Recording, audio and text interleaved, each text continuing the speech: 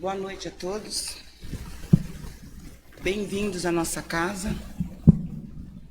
Que as bênçãos de Jesus recaiam sobre todos nós. Que possamos permanecer com os nossos pensamentos elevados, confiantes em Deus, em Jesus, na equipe espiritual trabalhadora da casa, para que possamos acatar as energias balsâmicas que esses benfeitores vão emanar sobre nós, para nós continuarmos tendo fé e esperança em dias melhores. Antes de fazermos a nossa prece de início, nós temos alguns recadinhos aqui para passar a todos. A nossa casa continua com a campanha do alimento, onde solicitamos a doação de arroz, feijão, óleo, leite, macarrão, açúcar, café, farinha de trigo e mandioca, molho de tomate, sal e outros, para serem formadas cestas básicas que serão doadas às várias famílias carentes que são assistidas por esta instituição. Desde já a nossa casa agradece. Também continuamos com a campanha da fralda descartável infantil, onde solicitamos a doação de fraldas infantis de tamanhos médios para o projeto Mamãe e Bebê que temos em nosso lar Irmandir-se.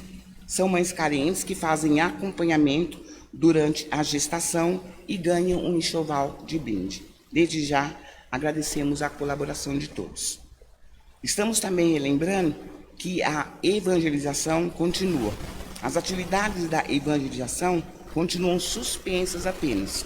Porém, estamos com vídeos, aulas e atividades, todos os sábados, no mesmo horário, às 9h30. Acompanhe pelas redes sociais, Facebook, Instagram e YouTube. Então, aqueles que querem continuar, é só dá para continuar vendo a evangelização, que é muito importante, principalmente na atualidade. Também estamos pedindo para que todos fiquem com as máscaras de forma adequada, cobrindo o nariz e a boca. Agradecemos a compreensão de todos. É uma forma de segurança para que nós possamos cumprir as regras que foram determinadas. Solicitamos também à nossa casa e psicólogos que possam dispor de algumas horas na semana para atenderem pessoas carentes em nosso lar Irmandir-se. Os interessados entrarem em contato aqui no centro com a Edna, às terças e sextas-feiras à noite, às 19 horas, e terças e quintas-feiras à tarde, a partir das 14 horas. Aqueles que tiverem interesse em serem voluntários, colaborar, nossa casa agradece. Então vamos aproveitar esses instantes, que é muito importante para que possamos nos reequilibrar. Vamos fazer uma prece de início, a prece do Pai Nosso, que é uma prece que vem de encontro às nossas necessidades e aos nossos corações, rogando ao Pai para que nos assista, nos ampare e que possamos sentir um pouco mais de alívio, um pouco mais de tranquilidade e assim suportarmos as aflições da vida. Pai nosso que estais nos céus, santificado, Senhor, seja o teu nome. Venha a nós, Pai, ao teu reino, e que seja feita, Senhor, a tua vontade, assim na terra como nos céus. O pão nosso de cada dia nos dai hoje. Perdoai as nossas ofensas, assim como nós perdoamos os nossos ofensores.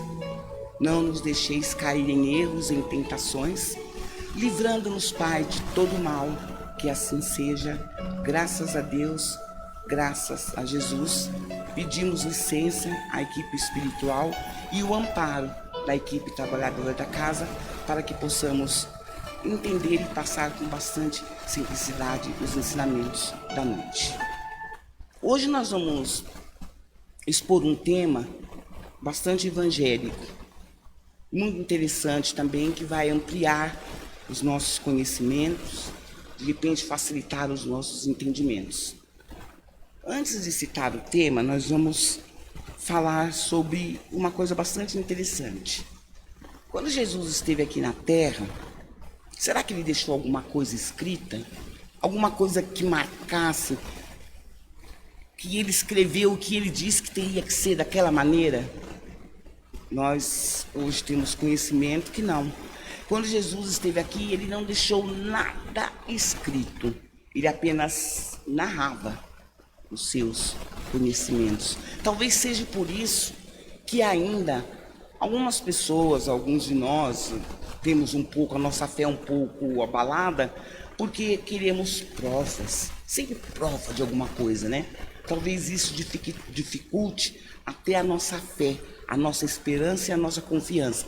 Mas nós sabemos que existe esse poder misterioso que é através de um pedido sincero, quando estamos em um momento difícil, ou que estamos precisando sair daquela situação que está nos deixando com o coração apertado, sem saber que rumo tomar de nossas vidas, ou que estamos em busca de algo que venha de encontro à necessidade de alguém que está diante de nós. E percebemos que quando pedimos com o coração aberto, com confiança, com fé, as coisas talvez não resolvam da maneira que nós almejamos, mas nós encontramos uma solução e o alívio. E essa foi a prece que ele deixou, não podemos ter dúvida. Só um ser como ele poderia deixar uma prece tão bonita. Por que ele deixou essa prece? Era uma forma de ensinar a todos nós a como nos comunicar com ele e com a equipe espiritual. Tanto pode observar que a prece do Pai Nosso, ela deixa bem claro: Pai Nosso que estais nos céus, santificado seja o teu nome, venha a nós ao teu reino, seja feita a tua vontade, assim na terra como nos céus. Que ensinamento maravilhoso que ele deu para nós. Então percebemos que essa oração, ela tem um poder fluídico tão forte que não podemos negar isso. O tema que iremos expor hoje é moral estranha, ou estranha moral. Então vamos analisar um pouco. Todos nós temos conhecimento que quem escreveu os ensinamentos de Jesus e os evangelhos foram seus apóstolos. Por quê? Jesus narrava, depois de passar um tempo, depois do seu desencarne, é que esses evangelhos foram escritos. Temos conhecimento também que nesta época, na época de Jesus, dos apóstolos, a língua hebraica não era uma língua rica. Tinha palavras que tinham vários significados. Talvez seja por isso que quando ouvimos os ensinamentos, estranhamos assim, como que um homem de luz, com uma missão tão linda, que só praticava o bem, o amor e a caridade, podia citar algumas frases, umas palavras tão estranhas, que ouvindo ao pé da letra, ficamos até um pouco impressionados e queremos entender o que ele queria dizer para nós, não é isso? Exemplo, Jesus, quando ele estava reunido em determinado tempo, com aquelas pessoas que eram os seus seguidores, ele virou-se para aquela multidão e disse: aquele que não odeia sua mãe e seu pai, aquele que não odeia sua mulher e seus filhos, seus irmãos, suas irmãs e mesmo a sua própria vida, não pode ser o meu discípulo. Nós vamos analisar. Jesus, será que ele iria impor algum tipo de procedimento àqueles que ele estava ensinando a encontrar um lugar importante de vida eterna que era o céu? Será que ele ia falar com uma arrogância, de uma forma que iria assustar as pessoas, aquele que não odeia? É claro que essa palavra, aos nossos ouvidos, odeia é uma palavra forte, mas precisamos saber qual era o significado desta palavra, porque a palavra odeia, ela vem do hebreu, do grego e do latim, e que significa não odiar. Aquele que não odeia significa aquele que não amar menos, porque nós lendo esse ensinamento, até nós pensamos assim: nossa, que palavra forte, odiar. Aí nós vamos analisar que faz sentido, só que devido à linguagem da época, talvez era um tanto forte, e até hoje também. Se ouvindo dessa forma, ficamos um pouco impressionados, falando: nossa, que palavra pesada. E ela também pode ter um significado diferente para nós também. E o que Jesus quis dizer para o povo é o seguinte: que aquele que não amasse ao pai, menos, aquele que amasse mais o pai e a mãe menos que Deus, o irmão e a irmã menos que Deus, não teria condições de ser discípulo dele e de fazer parte do seu reino. E faz sentido, porque amar menos a Deus é como se nós estivéssemos ignorando aquele ser que nos criou, aquele ser que nos fez todos iguais, indiferente de situação alguma. Então ele diz o seguinte, que para amar menos e amando a Deus mais que todas as coisas, é amar também a si próprio menos que Deus. E ao mesmo tempo, amando mais a Deus, estamos amando nós muito mais do que nós estamos imaginando. Porque aquele que segue os mandamentos, aquele que tenta praticar o que Jesus ensinou aqui na terra, está fazendo a vontade do Pai que está nos céus. Então, se estamos tentando fazer a vontade do Pai que está nos céus, iremos amar a todos indistintivamente, sem olhar condição, sem olhar posição, sem olhar aparência, sem olhar nada, mas de coração, e praticar o bem e praticar a caridade.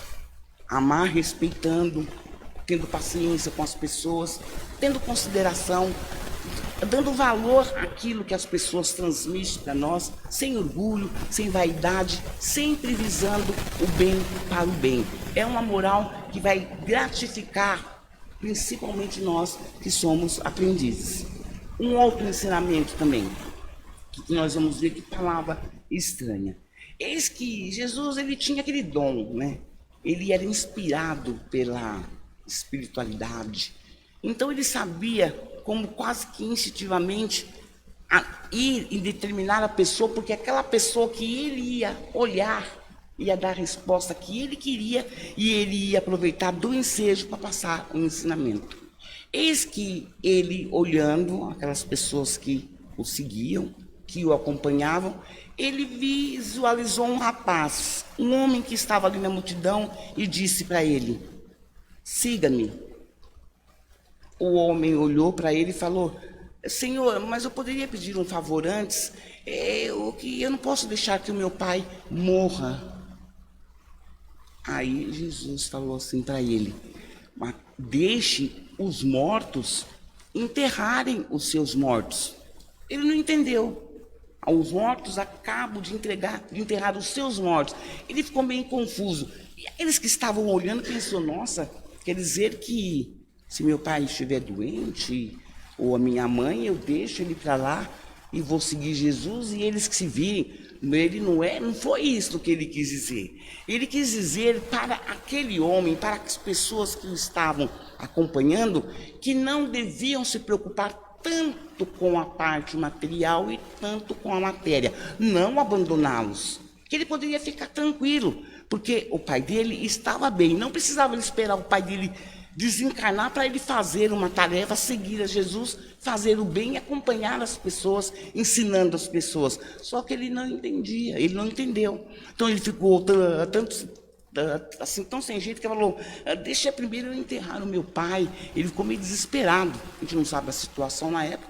De repente o pai não tinha uma saúde muito boa, não sabemos a situação, mas ele passou este tipo de ensinamento. Será que hoje em dia, na atualidade, nós teríamos coragem de tomar essa atitude? Vamos supor que nós tivéssemos uma missão a cumprir, e essa missão fosse revelada para nós através de um vidente, uma pessoa que tem um conhecimento espiritual muito elevado, e falar: você tem uma missão de praticar o bem, e não só em um determinado local, mas ir seguindo cidades em cidades, levando o ensinamento de Jesus. Se você tiver o dom da cura, o dom de passar aquela energia, você tem que cumprir essa missão. Aí alguém falasse: deixe o seu pai, a sua mãe e a sua família.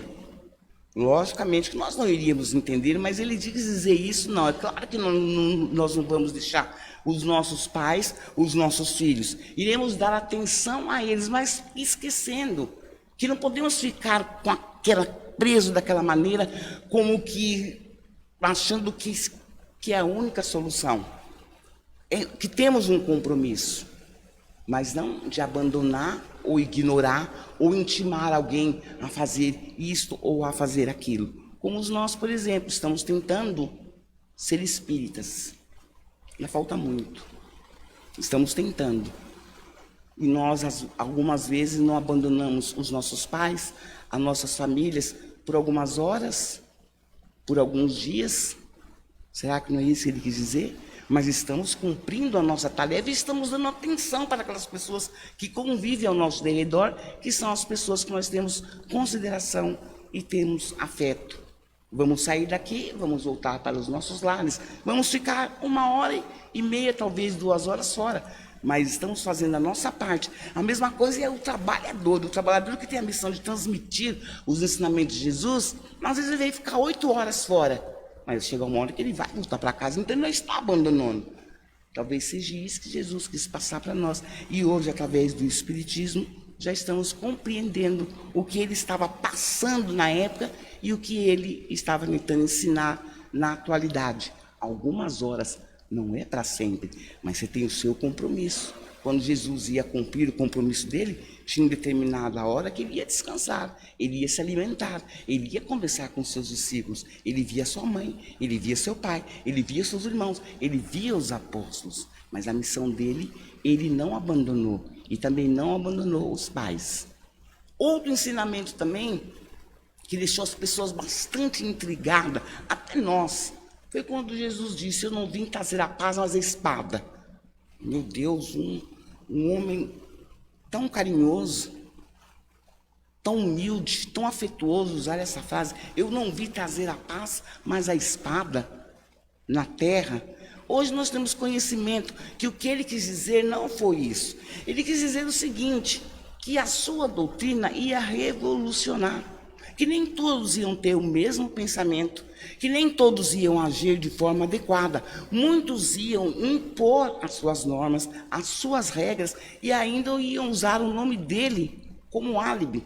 Muitos iam tentar angariar a atenção das pessoas usando o nome dele. Iam tentar enganar as pessoas usando o nome dele. E não era isso que ele estava tentando passar. Ele quis dizer o seguinte, que a sua doutrina ia ser ia ter muito conflito. E vamos analisar hoje em dia. Ainda existe conflito entre as doutrinas, entre as religiões. Talvez uma queira ser maior que a outra, ou melhor que a outra, não importa. Mas nós estamos vendo que o que ele disse realmente faz sentido. Hoje compreendemos.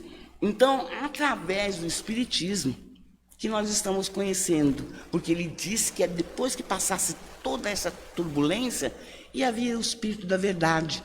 O Espírito da Verdade que ia revelar para nós o verdadeiro sentido, o que ele realmente queria ensinar para nós aqui na Terra. Apenas a verdade, o caminho e a vida, sem apontamento, sem condenação, sem crítica, mas cada um que seguisse o seu rumo, enxergasse o que queria aceitar de acordo com o seu momento, com a sua hora, sem imposição, sem impor regras.